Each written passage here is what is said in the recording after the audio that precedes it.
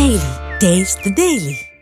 தமிழகத்தில் வரும் 14ஆம் தேதி தைப்பொங்கல், 15ஆம் தேதி மாட்டுப்பொங்கல் என தமிழர்களின் திருநாள் கொண்டாடப்பட உள்ள நிலையில் மண்பானை தொழிலாளர்கள் பொங்கலுக்கு தேவையான பானைகள் தயாரிக்கும் பணியில் ஈடுபட்டுள்ளனர்.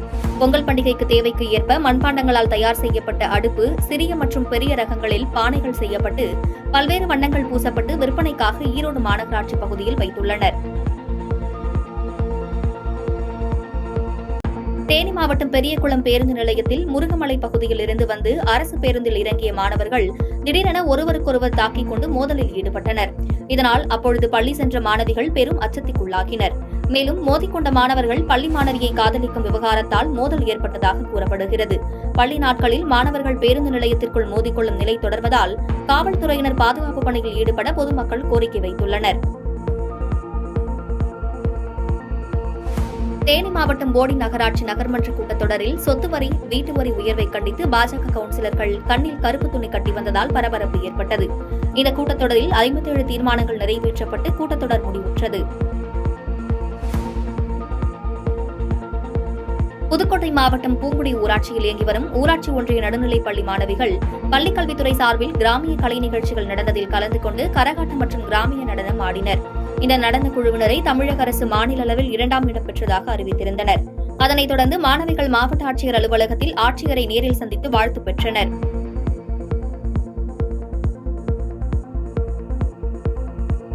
தேனி மாவட்டம் ஆண்டிப்பட்டி அருகே உள்ள திம்மரச நாயக்கனூர் பகுதியில் அமைந்துள்ள தனியார் பொறியியல் கல்லூரியில் சமத்துவ பொங்கல் விழா சிறப்பாக கொண்டாடப்பட்டது. தமிழர் பாரம்பரிய முறைப்படி மாணவ மாணவிகள் பட்டுப்புடவை, வேஷ்டி சட்டை அணிந்து வந்து பொங்கல் வைத்து கொண்டாடினர்.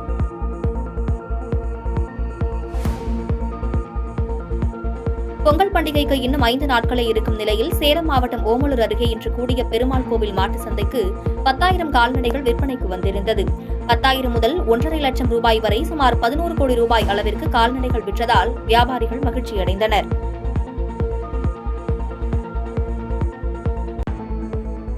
சென்னை விமான நிலைய அதிகாரிகள் விமான நிறுவனங்கள் முன்னெச்சரிக்கை நடவடிக்கையாக வருகின்ற 13ஆம் தேதி போகி பண்டிகையின் போது அதிகாலை மற்றும் காலை நேரங்களில் சென்னைக்கு வரும் விமானங்கள், சென்னையில் இருந்து புறப்படும் விமானங்கள் போன்றவைகளின் நேரங்களை மாற்றி அமைத்துள்ளன. மேலும் ஏர் இந்தியா எக்ஸ்பிரஸ், இண்டிகோ, ஸ்பைஜெட் உள்ளிட்ட உள்நாட்டு விமானங்களும் போகி பண்டிகையின் புகை மற்றும் பனிமூட்டத்தில் சிக்கிக் கொள்ளாமல் இருப்பதற்காக அதிகாலை மற்றும் காலை நேரங்களில் இயங்கக்கூடிய விமான சேவைகளின் பயணங்களை மாற்றி அமைக்க வாய்ப்பு உள்ளதாக சென்னை விமான நிலைய அதிகாரிகள் தரப்பில் தெரிவிக்கின்றனர். தேசிய சாலை பாதுகாப்பு மாத விழாவை முன்னிட்டு விழுப்புரம் மாவட்டம் திண்டிவனம் வட்டார போக்குவரத்து துறை சார்பாக திண்டிவனம் சென்ட் ஜோசப் பொய் பயிற்சி பள்ளியில் மாணவரிடம் விழிப்புணர்வு நிகழ்ச்சி நடைபெற்றது. வட்டார போக்குவரத்து ஆய்வாளர் சவுந்தரராஜன் கல்லூரி மாணவர்களிடம் விழிப்புணர்வை ஏற்படுத்திய நிலையில் இதில் 200க்கும் மேற்பட்ட தொழிற்பயிற்சி பள்ளி மாணவர்கள் கலந்து கொண்டனர். கடலூர் மாவட்டம் பண்ருட்டி ஊராட்சி ஒன்றியம் பூங்குணம் ஊராட்சியை பண்ருட்டி நகராட்சியுடன் இணைப்பதற்கு எதிர்ப்பு தெரிவித்து பூங்குணம் பகுதி குடும்ப அட்டைதாரர்கள் பொங்கல் தொகுப்பை பெறாமல் புறக்கணித்தனர். மேலும் இச்சம்பவம் அப்பகுதியில் பரபரப்பை ஏற்படுத்தியுள்ளது.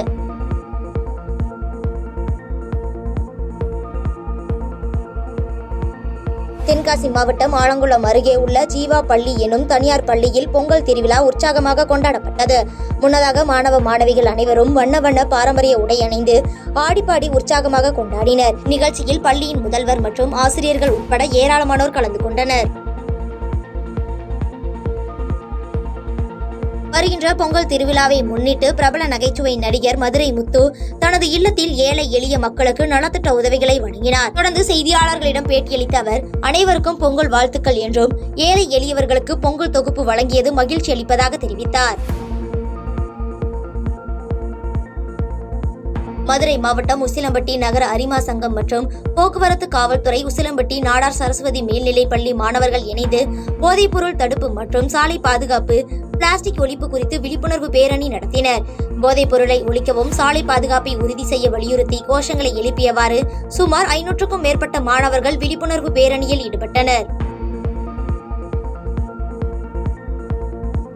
நாமக்கல் சேலம் சாலையில் அமைந்துள்ள ஹாலிஸ் பிரியாணி என்ற தனியார் ஹோட்டலில் இன்று பிரியாணி சாப்பிடும் போட்டி நடைபெற்றன. போட்டியில் 3 பெண்கள் உட்பட 50 இளைஞர்கள் பங்கேற்ற நிலையில் அதிக பிரியாணியை குறைந்த நேரத்தில் சாப்பிட்ட நாமக்கல்லைச் சேர்ந்த மெக்கானிக் தொழில் செய்து வரும் பிரபு என்பவருக்கு ரூபாய் 5,001 பரிசு தொகையாக வழங்கப்பட்டது. சேலம் மாவட்டம் சங்ககிரி கோட்டாட்சியர் அலுவலகம் முன்பு தமிழ்நாடு விவசாயிகள் சங்கம் சார்பில் கோரிக்கை ஆர்ப்பாட்டம் நடைபெற்றது. இந்த ஆர்ப்பாட்டத்தில் சங்ககிரி அடுத்த குறுக்கு பாறையூர் பகுதியில் பேரூராட்சி குப்பை கழிவுகளை பொதுமக்கள் வசிக்கும் பகுதியில் கொட்டுவதை நிறுத்திவிட்டு ஏற்கனவே கொட்டிய இடத்தில் கழிவுகளை கொட்ட வேண்டும் என வலியுறுத்தி முழக்கமிட்டனர். வேலூர் மாவட்டம் காட்பாடி அருகே வசித்து வந்த தங்கராஜ் மற்றும் ராஜம்மாள் ஆகிய இருவருக்கும் திருமணமாகி 15 ஆண்டுகளுக்கும் மேலாக குழந்தை இல்லாததால் விரக்தியில் இருந்த இருவரும் வீட்டில் தூக்கிட்டு தற்கொலை செய்து கொண்டுள்ளனர். தகவல் அறிந்து சம்பவ இடத்திற்கு வந்த காட்பாடி காவல்துறையினர் இறந்தவர்களின் உடலை மீட்டு உடற்கூறு ஆய்விற்காக மருத்துவமனைக்கு அனுப்பி வைத்து விசாரணை மேற்கொண்டு வருகின்றனர். இச்சம்பவம் அப்பகுதியில் பெரும் சோகத்தை ஏற்படுத்தியுள்ளது.